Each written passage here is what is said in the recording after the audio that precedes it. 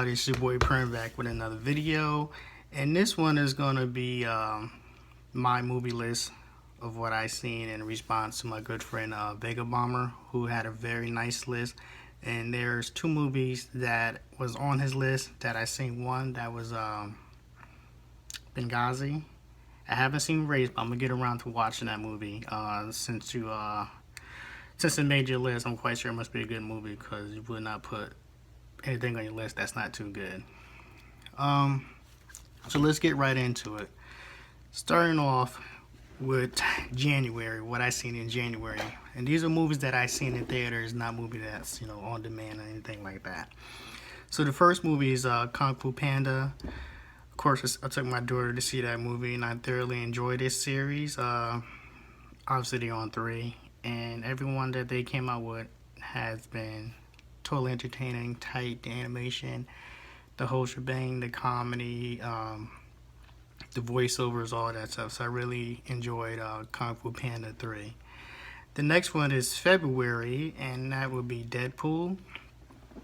And I agree with you, Vegabomber. Yes, Ryan Reynolds was made to play this role. He fits this character to the T. He did an excellent job. A lot of people was expecting a decent movie. Myself, I'm a comic book collector, but he blew it out the water. So kudos to him. I'm glad he got a win because he had a couple of bad movies on his belt, like Green Lantern. And the first time he did play Deadpool in the X-Men Wolverine Origin. So he made up for it. Good for him. Moving on to March was Batman versus Superman: Dawn of Justice. I enjoyed this movie. A lot of people did not enjoy this movie. Did it have, mistakes in it or stuff that was needed to be more simplified because they try to get too complex? Yes, it had its issues in the movie, but overall it was a good movie. It's not bad as people claim it is, but shoot, I will be picking up the Blu-ray Ultimate Edition Director's Cut and see that footage that they added into it.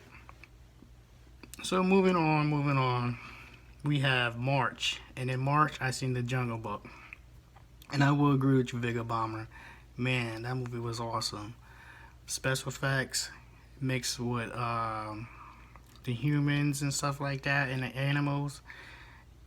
This guy knocked it out the park. I know his name is John. I want to say Ferreira. I keep messing his name up, but he's the one that directed the first Iron Man. I think he's coming back to Marvel to do some more stuff.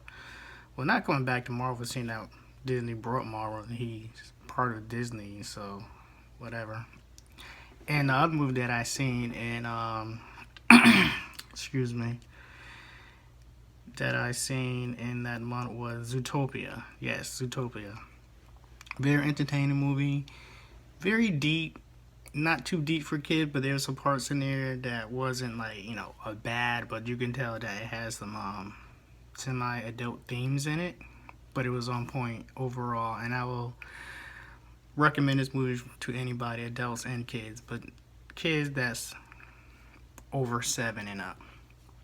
Okay, so Zootopia made my list. Moving on, we have May. And in May, I seen Civil War. And of course, it was an excellent movie. I was expecting something like this from the Russo brothers. They did direct Captain America Winter Soldier, which put that character back on track because the first Captain America was okay. Like I said again, I'm a big comic book fan, and I really like that character, Captain America. But they made up for it and then some with Captain America Winter Soldier, and then turn around to make Civil War. So they just keep building and building off this Captain America series alone, his own franchise, which they still tie in with the whole Marvel universe, which is cool. And the movie I seen also in May is Angry Birds, which I really enjoy that movie. I was trying to figure out how to make a movie from an app into a movie, and they did it.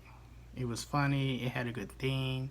It had a positive storyline in it, or a message about being friends and helping each other out.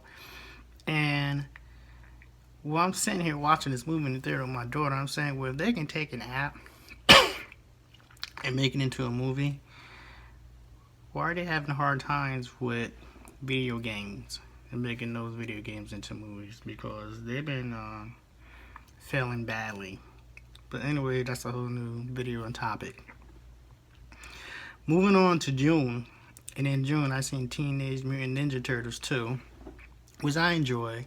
Could be a little more funnier, but they fixed some issues, like the turtles being like 10 feet. Now they're like a decent height and size that fit their height and size in the comic book, also in the cartoons and the other movies that came out prior to this one. So yeah, that was cool to see. Of course, you know, special effects, action, the camaraderie.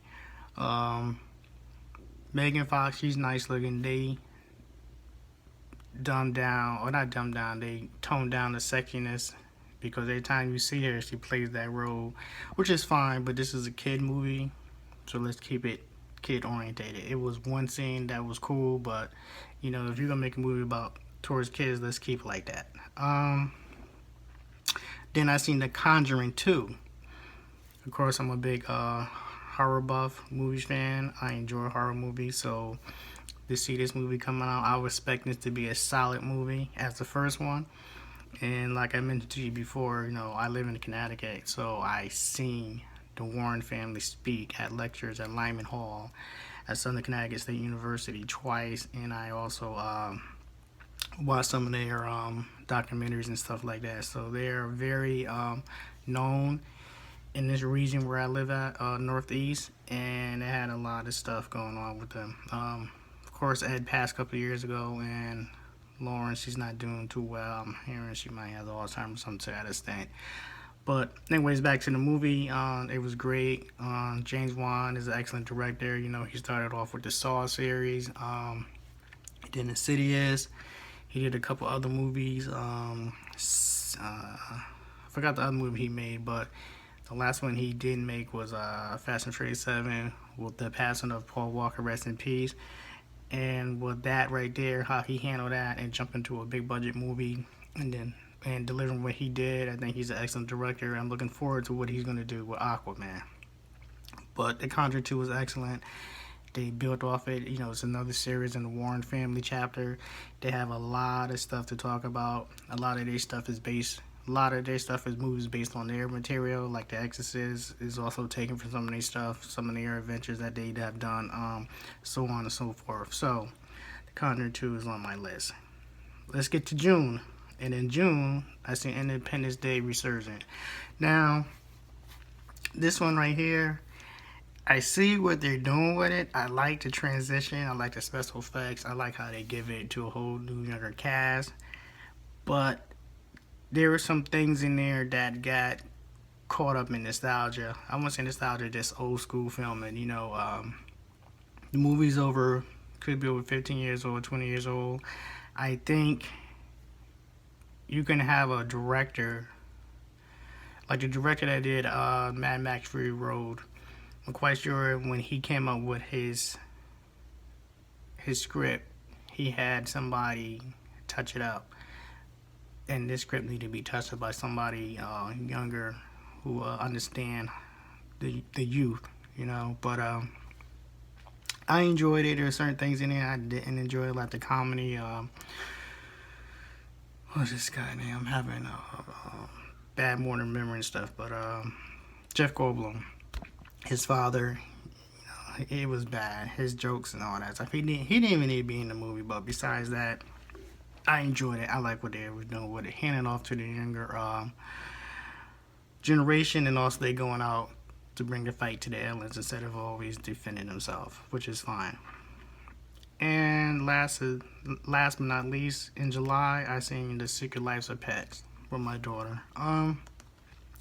Thoroughly enjoyed this movie. It was funny. Watching it, I didn't know Kevin Hart was in it, and then I caught his voice because he was a rabbit. And I gotta say, this is his best comedy part in the film in a while, because he's kind of taking roles and just putting stuff out there for the sake of being out there. I mean, he's a workaholic like The Rock, but understanding that these two guys who we like and enjoy, we're gonna get sick of them. So I think they need to take like a 2-year hiatus, a break.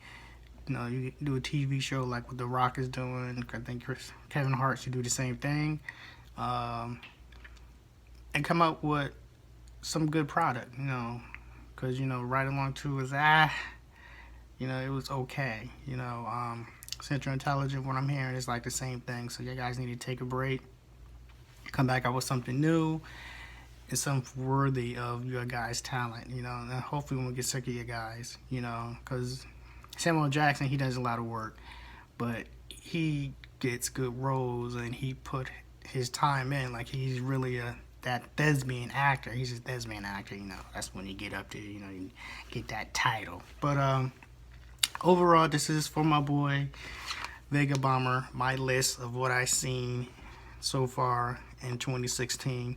Of course, at the end of the year, we will.